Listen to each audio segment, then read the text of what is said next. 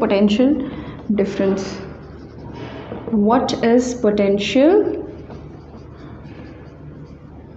difference? ठीक है, अच्छा, पोटेंशियल डिफरेंस थोड़ा सा कंसेप्चुअल टॉपिक है, तो हम इसको एक एग्जाम्पल से समझेंगे. ठीक है, क्या है वो एग्जाम्पल, आइए देखिए. मान लीजिए कि मैंने इस तरीके से एक कंटेनर लिया है और इसको ज्वाइन कर दिया है विद अनदर कंटेनर. ठीक है, दोनों को मैंने ज्वाइन कर दिया है. इसमें भी पानी भरा हुआ है, मान लीजिए इतनी हाइट तक, और इसमें पानी भरा हुआ है इतनी हाइट तक. Use your brain and tell me कि water will flow to which side. मतलब ए से बी में जाएगा या बी से ए में जाएगा. ऑब्वियस सी बात है कि वाटर जो है वो ए से बी में जाएगा. ठीक है, इसलिए नहीं ये मत सोचना कि यहाँ पर पानी ज़्यादा है इसलिए वो कम पानी की तरफ फ्लो कर रहा है. नो, पानी ए से बी में इसलिए जा रहा है क्योंकि दोनों की हाइट में डिफरेंस है. ठीक है, ये हायर हाइट पे है और ये लो हाइट पे है. That is why the water will flow from A to B. मान लीजिए कि अगर आपको कन्फ्यूजन हो रहा है कि वॉल्यूम के वजह से, मतलब कुछ लोग ये भी सोच रहे होंगे ना कि यहाँ पानी ज़्यादा है यहाँ कम है इसलिए water is flowing towards B. ऐसा कोई कॉन्सेप्ट नहीं है. अगर मैं यहाँ पे 2 लीटर्स ऑफ वाटर लेती हूँ and I take 5 litres of water here, ठीक है, पर इसकी हाइट मैंने ऊपर रखी है. कैसे, मान लीजिए मैंने ये बहुत चौड़ा सा कोई कंटेनर ले लिया है. ठीक है, ये इतना चौड़ा कंटेनर लिया है. ठीक है, और इसमें मैंने 5 लीटर पानी भरा हुआ है, लेकिन अभी भी इसकी हाइट कम है, इसकी हाइट ज़्यादा है. तो पानी किस तरफ फ्लो करेगा, अभी भी पानी इसी तरफ फ्लो करेगा, बी की तरफ फ्लो करेगा. क्यों, क्योंकि ये हायर हाइट पे है. हाइट को हम पोटेंशियल भी बोल सकते हैं. अगर जनरली किसी चीज़ की हाइट ज़्यादा होती है तो हम क्या बोलते हैं उसको, कि वो हायर पोटेंशियल पे है.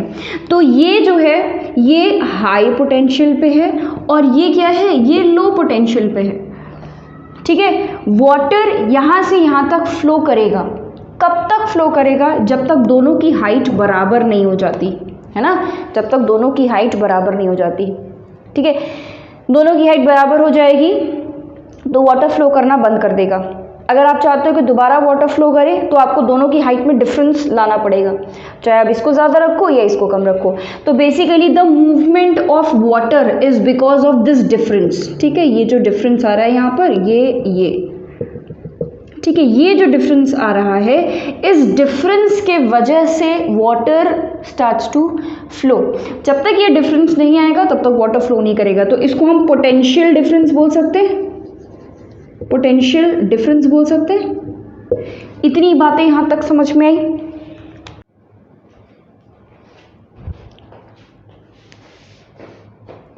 अब देखो, जो कॉन्सेप्ट हमने यहाँ वाटर के टर्म्स में लगाया है वही सेम कॉन्सेप्ट हम इलेक्ट्रॉन्स के टर्म्स में लगाएंगे. ठीक है, एक जगह से इलेक्ट्रॉन दूसरी जगह कब फ्लो करेगा, वाटर का फ्लो किया जब एक जगह हायर पोटेंशियल था और एक जगह लोअर पोटेंशियल था. तो water starts flowing from higher potential to lower potential.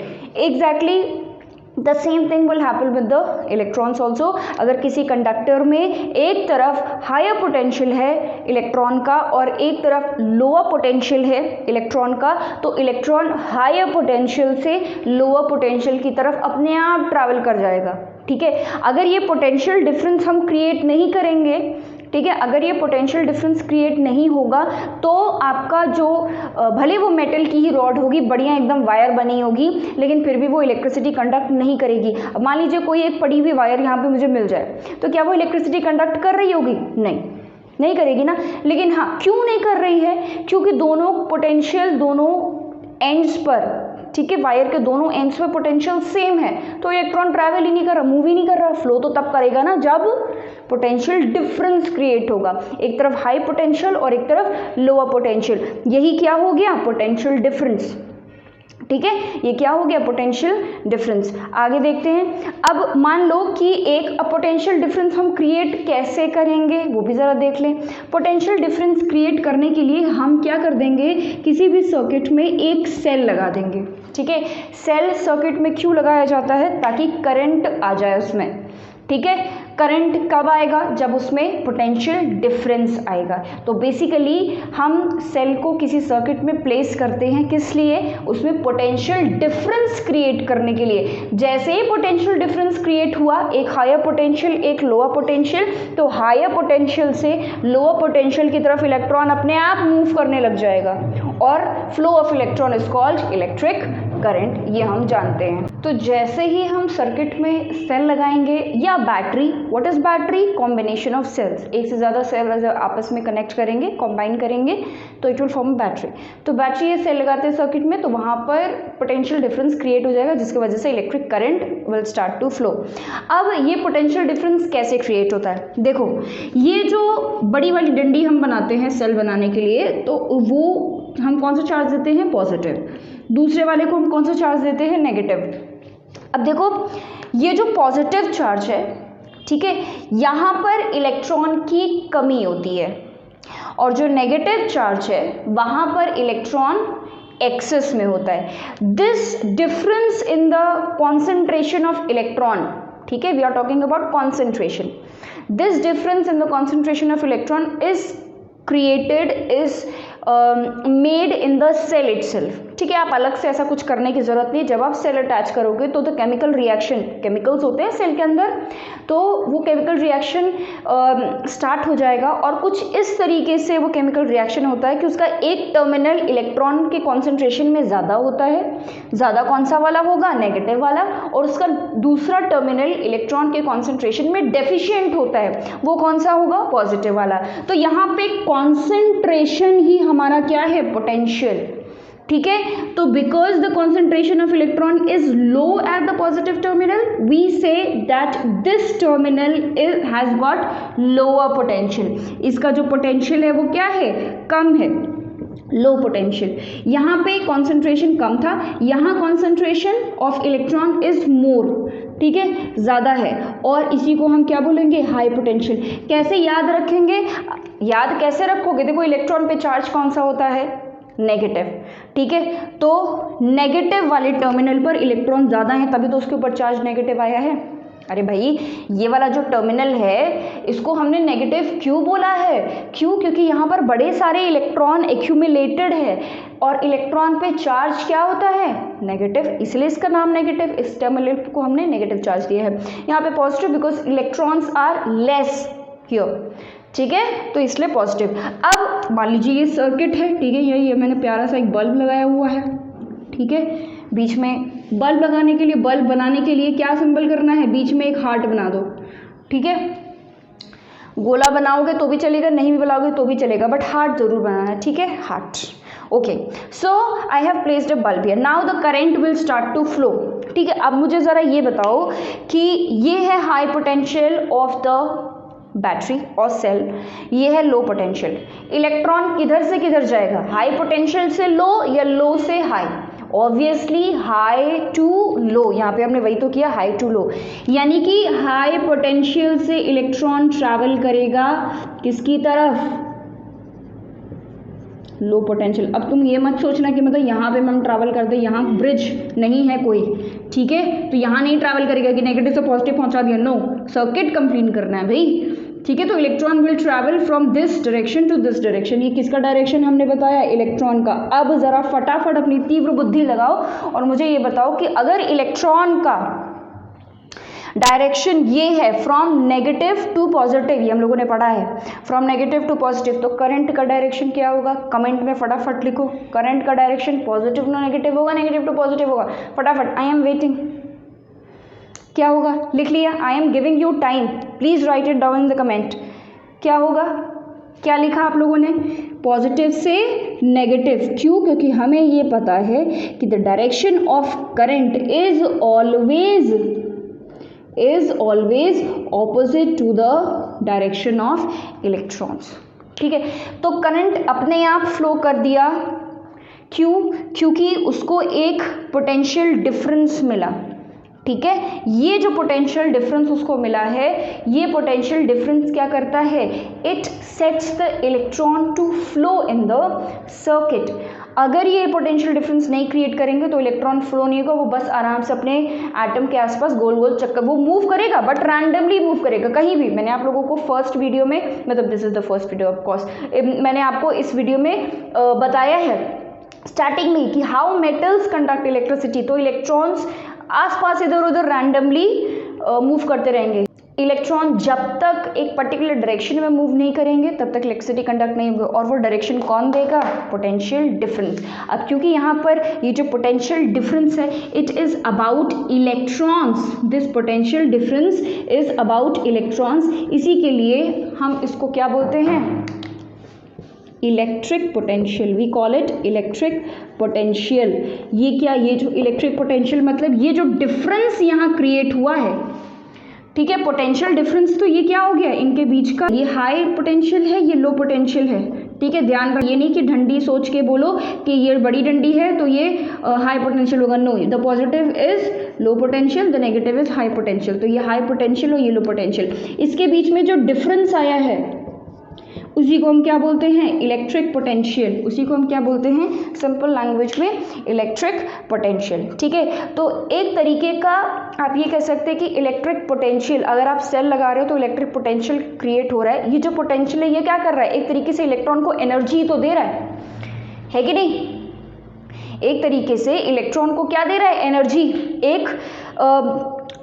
उसने एक सोर्स ऑफ एनर्जी डाल दी है इलेक्ट्रॉन में, जिसकी वजह से पट से इलेक्ट्रॉन मूव करना स्टार्ट कर देगा, ठीक है। तुरंत इलेक्ट्रॉन ने मूव करना स्टार्ट कर दिया, ठीक है।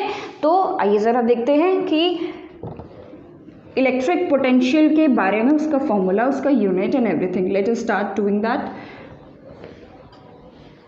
सो अगर हम बात करें कि इलेक्ट्रिक पोटेंशियल क्या होता है, इलेक्ट्रिक पोटेंशियल क्या होता है? पोटेंशियल मतलब कि it is a form of एक तरीके की एनर्जी, ठीक है। Electric potential is a type of energy, ठीक है, एक तरीके की एनर्जी जो क्या करने में लग रही है। इस एनर्जी का काम क्या है? इस एनर्जी का काम क्या है? इलेक्ट्रॉन को एक पॉइंट से दूसरे पॉइंट तक पहुंचाना। अब ज़रूरी नहीं है कि इलेक्ट्रिसिटी में इलेक्ट्रॉन ही फ्लो करे, तो हम इलेक्ट्रॉन की जगह पे चार्ज लिखें तो आई थिंक ज़्यादा बेटर है। तो एक चार्ज को, ठीक है, एक यूनिट चार्ज को एक पॉइंट से दूसरे पॉइंट तक पहुंचाने में जो एनर्जी लगती है उसी को हम बोलते हैं electric potential. Now generally this energy is in the form of work. भाई एनर्जी और वर्क दोनों क्या है? इक्विवेलेंट है। हमें ये पता है दोनों की एसआई यूनिट क्या होती है? जूल्स। तो आप एनर्जी कह लो या फिर वर्क कह लो कि the work done per unit charge, ठीक है। सिंपल लैंग्वेज में हम ये बोल सकते हैं कि work done per unit charge, ठीक है, the work done per unit charge, क्या करने में? एक पॉइंट से दूसरे पॉइंट तक पहुंचाने में, ठीक है, एक पॉइंट से दूसरे पॉइंट तक पहुंचाने में। तो work done per unit charge to carry it from one place to another, ठीक है, वन प्लेस नहीं, point, sorry, place, point, from one point to another point, ठीक है। तो यही आपका क्या होता है? Electric potential. इसका अगर हम work done per unit charge, अगर इसके डेफिनेशन के हिसाब से अगर हम इसका फॉर्मूला निकालें तो फॉर्मूला क्या बनता है? वर्क डन यानी कि W पर यूनिट चार्ज मतलब कि Q बन जाएगा, है ना फॉर्मूला आपका। आप you can derive the formula from the definition itself, work done per unit charge, ठीक है। तो वर्क डन क्या है? W और पर यूनिट चार्ज मतलब क्या? कि Q। अगर हम इसका यूनिट यहीं से निकालें तो क्या हो जाएगा? वर्क डन की यूनिट क्या होती है? जूल्स, और चार्ज की यूनिट क्या होती है? कूलम्स। तो जूल्स पर कूलम, पर इसका एसआई यूनिट, ठीक है, इसी जूल्स पर कूलम को हमने एक नया नाम दे दिया और वो क्या दे दिया? वोल्ट। V से डिनोट किया जाता है इलेक्ट्रिक पोटेंशियल को। The symbol for electric potential is V, capital V, और उसका यूनिट क्या होता है, वोल्ट। ठीक है, तो एसआई यूनिट क्या होता है, वोल्ट। ठीक है, the SI unit for electric potential is volt. After the name of the scientist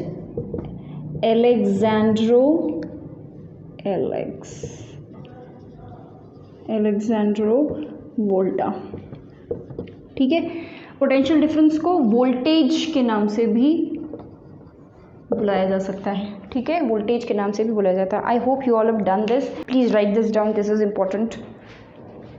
let us do an experiment quickly. मान लीजिए कि मैं अब क्या करती हूँ कि late us find out the relation between voltage and current. भाई ये तो हमें समझ में आ गया कि हम किसी सर्किट में जैसे ही सेल अटैच कर देंगे there will be a voltage given to the circuit, तो उस वोल्टेज की वजह से current will start to flow. Now let us find out कि what is the difference between these two. ठीक है, कैसे फाइंड आउट करेंगे, देखो मान लीजिए कि मैं एक सर्किट लेती हूँ और मैंने यहाँ पर एक सेल लगा दिया है और एक मैंने यहाँ पर बल्ब लगा दिया है। ठीक है, बढ़िया हार्ट बना के। अब मान लीजिए कि इस सेल की जो वोल्टेज है या पोटेंशियल डिफरेंस है वो मान लीजिए कि VA है। ठीक है, और द मोमेंट आई अटैच, और मैं यहाँ पर एक एमीटर लगा लेती हूँ। और एमीटर का काम क्या होता है, ammeter is a device which can measure current in a circuit. तो किसी सर्किट में कितना करंट ट्रैवल कर रहा है ये कौन मेजर कर सकता है, एमीटर मेजर कर सकता है। We will study about ammeters later on, may most probably in the next video. तो मैंने यहाँ पर एमीटर में भी पॉजिटिव और नेगेटिव टर्मिनल होता है, तो मैंने उसको कनेक्ट कर दिया है। जैसे ही मैंने यहाँ पर देखा कि वोल्टेज VA का मैंने एक वोल्टेज क्रिएट किया है यहाँ सर्किट में, तो current will start to flow. और मैंने देखा कि जो करंट है, ठीक है, पॉजिटिव से नेगेटिव में फ्लो करेगा ना, तो करंट है उसकी वैल्यू मान लीजिए आई है I1। ठीक है, अब मैंने ये नोट कर लिया। उसके बाद मैंने ये देखा कि मैंने एक और सेल अटैच कर दिया। Now it has become a battery. ठीक है, और मैंने मान लीजिए कि ये जो सेल की वैल्यू है वो VB है। ठीक है, और अब जो करंट की वैल्यू आई है वो मान लीजिए कि आई है I2। ऐसे ही मैंने एक और अटैच किया VC, और अब जो वैल्यू आई है वो आई है I3। कहने का मतलब ये है, और जब मैंने सारी वैल्यूज़ कंपेयर करी तो मैंने ये देखा कि जब VA था तो क्या था, I1 था। जब VB था, VB क्यों, पहले VA भी लगा हुआ है और VB भी लगा, तो VA प्लस VB था। ठीक है, हमने वोल्टेज VA तो लगाया हुआ था, साथ में मैंने वोल्टेज बढ़ा दिया, VB लगा दिया, तो वोल्टेज मैंने बढ़ा दिया। ठीक है, तब करंट क्या हुआ, I2 हो गया। फिर उसके बाद मैंने वोल्टेज और बढ़ाया। ठीक है, उस केस में करंट क्या हो गया, I3 हो गया। तो मैंने ये ऑब्जर्व किया कि I1 की वैल्यू सबसे कम थी और I2 की वैल्यू उससे ज़्यादा और I3 की वैल्यू सबसे ज़्यादा। ठीक है, एक चीज़ नोटिस कर रहे हो यहाँ पे, क्या, जैसे जैसे वोल्टेज बढ़ रहा है वैसे वैसे करंट भी क्या कर रहा है, बढ़ रहा है। देखो I1 सबसे कम है और I3 सबसे ज़्यादा है। ठीक है, तो जैसे जैसे वोल्टेज बढ़ रहा है वैसे वैसे I3 बढ़ रहा है। अगर आपसे मैं ये पूछूं कि इसमें इन दोनों क्वांटिटीज़ में किस तरीके का रिलेशन होगा, तो बहुत क्लियर सी बात है कि voltage is directly proportional to I। ठीक है, as we increase the voltage the current will automatically increase, as we decrease the voltage the current will automatically decrease. ये जो रिलेशन है, this relation is called Ohm's law. This relation is called Ohm's law. Okay, now obviously we will increase this proportionality sign, तो क्या होगा, V is equal to IR। ये R क्या है, R is proportionality constant. ठीक है, proportionality constant है ये, और इसको हम बुलाते हैं, R को क्या बुलाते हैं हम, इसको हम बुलाते हैं रेजिस्टेंस। क्या बुलाते हैं, रेजिस्टेंस। इसके नाम के पीछे एक सिग्निफिकेंस है, क्यों रेजिस्टेंस बुलाया जाता है। आई होप यहाँ तक क्लियर है। इसका मतलब ये हुआ कि अगर मैं I को नीचे ले आऊँ, V/I कर दूँ, तो इज इक्वल टू R आ जाएगा। R क्या है, resistance which is a constant. Which is a constant. ठीक है, ऐसा क्यों बोला मैंने, मतलब ये चीज़ कैसे प्रूफ होगी कि v upon R is equal to हमेशा v upon I is equal to हमेशा कांस्टेंट आएगा। ये जितनी भी वैल्यूज़ हैं, ठीक है, ये जितनी भी वैल्यूज़ हैं, मान लीजिए कि va है, इसको मैं मान लीजिए कि v2 मान लेती हूँ। ठीक है, v2 is equal to v1 plus va plus vb की जो वैल्यू आएगी उसको मैंने कंबाइन करके v2 मान लिया, इसको मान लीजिए मैंने v3 मान लिया। अब जब भी मैं, ठीक है, va अपॉन i1 करूँगी, va अपॉन, जब भी मैं इन दोनों को डिवाइड करूँगी इस तरीके से, जब भी मैं इन दोनों की डिवाइड करूँगी, मान लीजिए इसका रेजिस्टेंस एक कांस्टेंट एक वैल्यू आएगी, मान लीजिए r। ठीक है, समझ में आ रहा है मैं क्या बोल रही हूँ? I am trying to prove this. ठीक है, वो कैसे प्रूव होगा, देखो कैसे, कि जब मान लीजिए कि ये तो हमने एक्सपेरिमेंटली देखा था ना, जब आप इसको करोगे एक्सपेरिमेंटली तो you will find this values. आप देखोगे कि as you increase the voltage the current automatically increases. और यहाँ से आप एक और चीज़, एक और रिजल्ट निकाल सकते हो, वो क्या है कि जैसे ही आप इन दोनों को डिवाइड करेंगे, v ऊपर और नीचे i से va को डिवाइड करेंगे, तो आपको एक कोई वैल्यू मिलेगी, जो भी वैल्यू मिलेगी हम उसको r मान लेते हैं। ऐसे ही हमने इसको भी डिवाइड किया, इस वैल्यू को मैंने कंबाइन करके v2 मान लिया है, तो अगर v2 को i2 से डिवाइड करूं मैं तो वैल्यू कितनी आ रही है, again I will see the value comes out to be r। ऐसे ही अगर मैंने v3 डिवाइड बाय i3 ले लिया तो वैल्यू फिर से r आएगी। सेम सर्किट सेम रहे, वायर सेम रहे, अगर आपने ये वायर चेंज कर दिया तो गड़बड़। ठीक है, एल्यूमिनियम की जगह पे सिल्वर ले लिया, सिल्वर की जगह पे कुछ और ले लिया तो गड़बड़ हो जाएगी। The setup should be same, values यहाँ पे डिफरेंट वैल्यूज पे आपको टेस्ट करना है, तो you will see that r this value comes out to be constant, इसीलिए हम इसको क्या बोलते हैं, इट इज़ अ कांस्टेंट। देखो ये, ठीक है, इनफैक्ट अगर हम, ये मिटा दूं मैं, अगर हम v और i का ग्राफ बनाएं, ठीक है, कभी भी डायरेक्टली प्रोपोर्शनैलिटी का अगर आपको चेक करना है कि इज दिस वैलिड और नॉट, तो आप उसका ग्राफ बना लो। ठीक है, तो हमारी 3 वैल्यूज थी, ठीक है, va i1, v2 i2, v3 i3। तो मैंने क्या किया, मैंने ग्राफ बना लिया। यहाँ हम ले लेते हैं वोल्टेज, ठीक है, किसी भी साइड आप ले सकते हो, कोई भी एक्सेस को कुछ भी ले सकते हो। यहाँ मैंने ले लिया वोल्टेज और यहाँ मैंने ले लिया है करंट। ठीक है, I and this is way. Now मान लीजिए कि मैंने जब when I will plot this, ठीक है, मान लीजिए कि VA की वैल्यू कुछ यहाँ पर आ रही है और I1 यहाँ है, ठीक है, I1 और VA। फिर इसी तरीके से मैंने V2 प्लॉट किया और V3 की वैल्यू कुछ इस तरीके से मैं इनको प्लॉट करूँगी, तो मैं ये देखूँगी कि एक बढ़िया सा एक बहुत बढ़िया सा स्ट्रेट लाइन ग्राफ मुझे मिलेगा। किसी भी ग्राफ में अगर इस तरीके की एकदम बढ़िया स्ट्रेट लाइन, एकदम स्ट्रेट लाइन आपको दिखे, ठीक है, इस तरीके की बहुत गंदी सी स्ट्रेट लाइन मैंने बनाई है, ओफो, ठीक है, अगर आपको एक बढ़िया सी स्ट्रेट लाइन यहाँ पर दिख रही है, इसका मतलब कि ये वाली वैल्यू क्या है, ये वाली वैल्यू वोल्टेज है ना, ठीक है, ये वाली वैल्यू और ये वाली वैल्यू क्या है, ये करंट। ठीक है, ये दोनों आपस में क्या है, डायरेक्टली प्रोपोर्शनल। तो मतलब क्या कि voltage is directly proportional to I. ये आप एक्सपेरिमेंटली चेक कर सकते हैं, वो जो वैल्यूज आई है उसको डिवाइड करके, अगर वो कांस्टेंट, अगर ये दोनों डायरेक्टली प्रोपोर्शनल है एक दूसरे के, तो वैल्यू डिवाइड करने पे हमेशा कांस्टेंट आएगी।